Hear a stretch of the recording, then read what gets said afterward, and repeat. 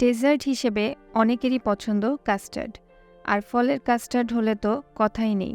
গরমের দিনে মনের তেষ্টা মেটাতে ফ্রুট কাস্টার্ড হলো সুপার টেস্টি একটি রেসিপি।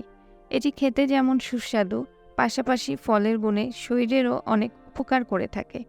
সেই কথা মাথায় রেখেই প্লাসি কুকিংয়ের আজকের পর্বে আপনাদের জন্য থাকছে কেক ফ্রুট কাস্টার্ডের সুস্বাদু একটি রেসিপি।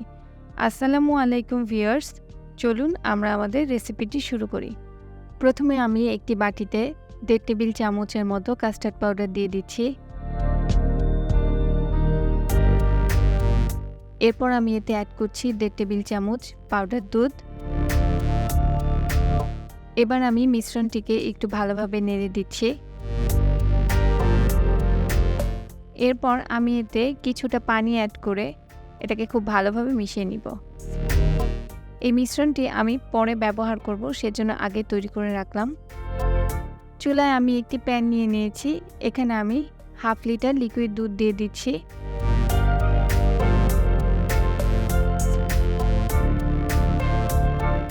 এ পর্যায়ে আমি চুলার আঁচটা একদম হাই হিটে রেখেছি দুধটাকে খুব তাড়াতাড়ি বলক আসার জন্য।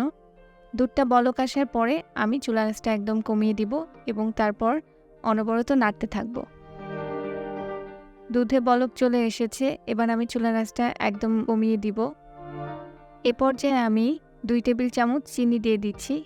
চিনিটা আপনারা আপনাদের স্বাদ মতো বুঝে দিবেন। তারপর আমি এটাকে অনবরত নাড়তে থাকব। চিনিটা গলে আসার পরে আমি এখানে আগে থেকে তৈরি করে রাখা কাস্টার্ড পাউডারটা দিয়ে দিচ্ছি।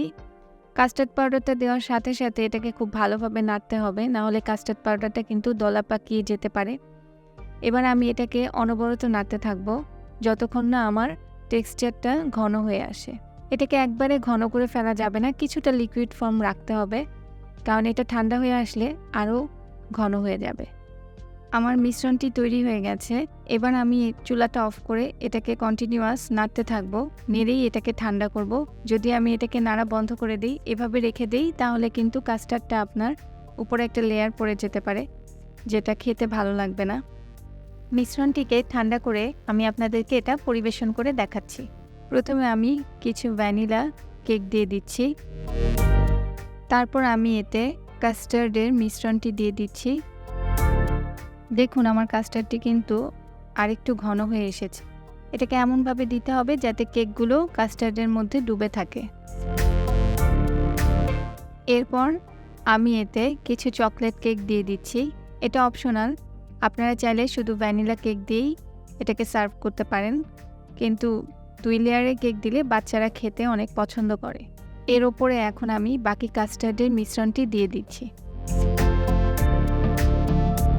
এবার আমি সব ফ্রুটসগুলো অ্যাড করব। প্রথমে আমি এখানে কয়েক টুকরা আপেল দিয়ে দিচ্ছি। তারপর দিয়ে দিচ্ছি কয়েক টুকরা কমলা। এখানে আপনারা আপনাদের পছন্দ মতো ফ্রুটস অ্যাড করতে পারেন। দিয়ে দিচ্ছি কয়েক টুকরা আঙুর। আঙুরগুলোকে এখানে আমি ছোট ছোট টুকরা করে কেটে নিয়েছি। তারপর দিয়ে দিচ্ছি ডালিম। এখানে আপনারা কলা, আম, যে কোনো ফল দিয়ে আপনারা এই ডেজার্টটা পরিবেশন করতে পারেন। তারপর আমি এর উপরে কয়েক টুকরা খেজুর দিয়ে দিই। এই তো তৈরি হয়ে গেল আমার খুব সহজভাবে কেক ফ্রুট কাস্টার্ড। নানা রকমের ফল দিয়ে তৈরি এই ডেজার্ট আইটেমটি শুধু রমজান কিংবা ঈদেই নয়, প্রতিটি অনুষ্ঠানের জন্যই উপযোগী। সব বয়সীদের কাছেই এটি অনেক পছন্দের একটি খাবার, তাই বাড়িতেই বানিয়ে ফেলুন এই সুস্বাদু fruit cake custard. So viewers, যদি ভিডিওটি ভালো লেগে থাকে তবে অবশ্যই সাবস্ক্রাইব করে আপনাদের পাশে থেকে এ ধরনের মজাদার খাবার তৈরিতে আমাকে উৎসাহিত করবেন। আরেকটি কথা, নিরাপদ ও সুষম খাবার খাবেন, সুস্থ সবল জীবন পাবেন। আল্লাহ হাফেজ।